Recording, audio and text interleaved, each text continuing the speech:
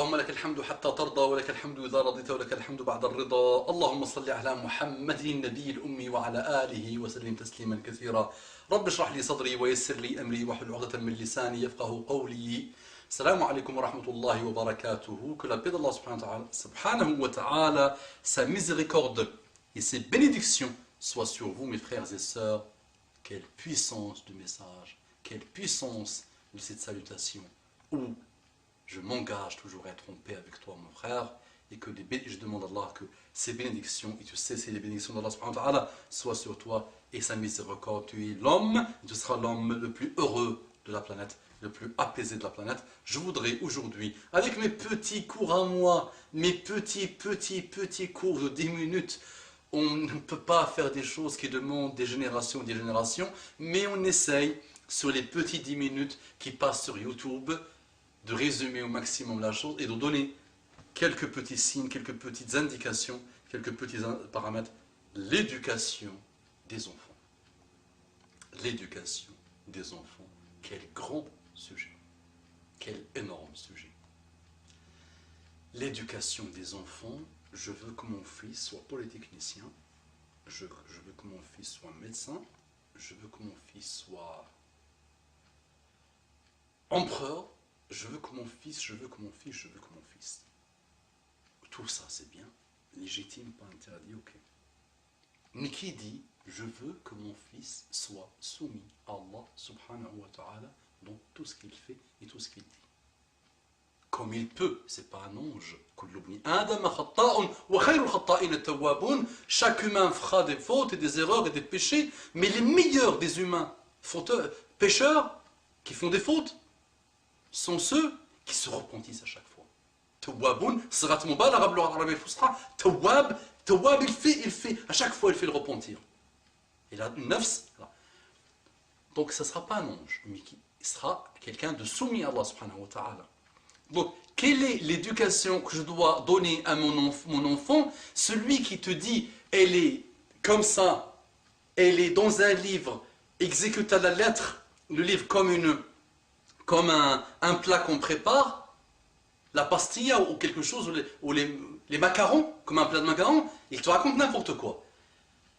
Mais à partir du moment où ta niya à toi, déjà, sur toi-même, c'est de faire la paix avec Allah subhanahu wa ta'ala et de te soumettre à Allah subhanahu wa ta'ala. Il y a des gens qui se sont posé la question, est-ce que déjà on peut dire le mot paix avec Allah subhanahu wa ta'ala? C'est une traduction que vous allez excuser, s'il vous plaît, d'un mot que j'ai toujours entendu de nos chers, as-sulhu ma'Allah, as-sulhu ma'Allah, as-sulhu ma'Allah, c'est ce que j'essaie de dire, an-nastaliha ma'Allah, et ça, si vous trouvez un mot mieux pour traduire ce sulh ma'Allah, je le prendrai volontiers et je l'utiliserai au lieu que la paix avec Allah subhanahu wa ta'ala. Être en paix avec Allah subhanahu wa ta'ala, c'est être soumis à Allah subhanahu wa ta'ala. À partir du moment où tu prends cette niya,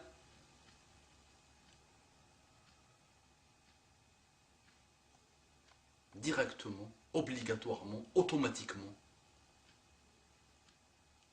tu feras le nécessaire, Inch'Allah, pour que ton enfant te prenne comme modèle dans sa vie de ses débuts, les premières années de ses débuts, de 0 à 7 années, à 7 ans.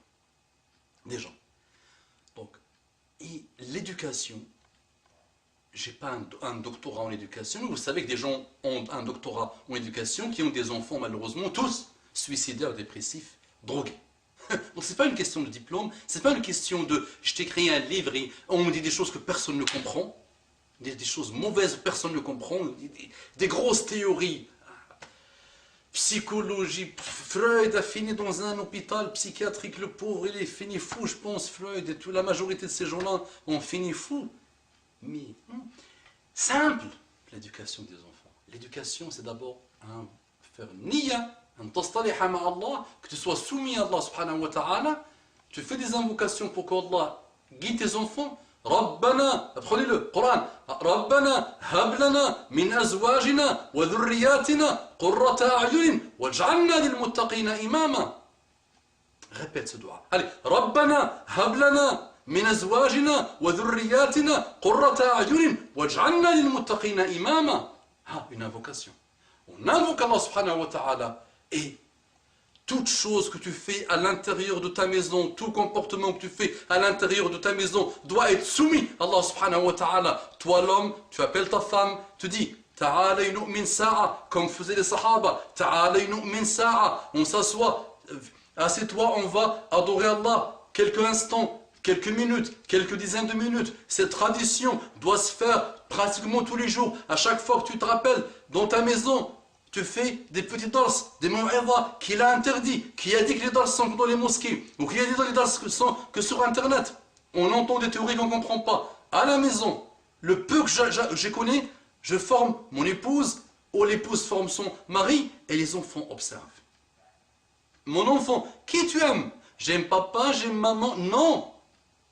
Man tuhib ya waladi, qui tu aimes. Apprends l'arabe littéraire, le pont vers Allah subhanahu wa ta'ala, le pont pour comprendre le Coran. Comment tu dis? Écoute bien. Kaf ha ya ain sad, dhikru rahmati rabbika abdahu Zakariya, idh nada rabbahu nidaan khafiya, qala rabbi inni wahana al-'azmu minni washta'ala ar-ra'su shayba, wa lam akun bidu'aika rabbi shaqiya, wa inni khiftu al-mawali من ورائي وكانت امرأتي عاقرا فهب لي من لدنك وليا يرثني ويرث من آل يعقوب واجعله ربي رضيا. اسمع, écoute يا أخي, هذا القرآن بالعربية comme tu lis en français. Essaie d'apprendre la langue d'Allah subhanahu wa ta'ala et forme tes enfants dès le départ sur la langue d'Allah subhanahu wa ta'ala. أقول قولي هذا واستغفر الله لي ولكم فاستغفروه إنه كان غفارا رحيما. اللهم صل على محمد النبي الأمي وعلى آله وسلم كثيرا.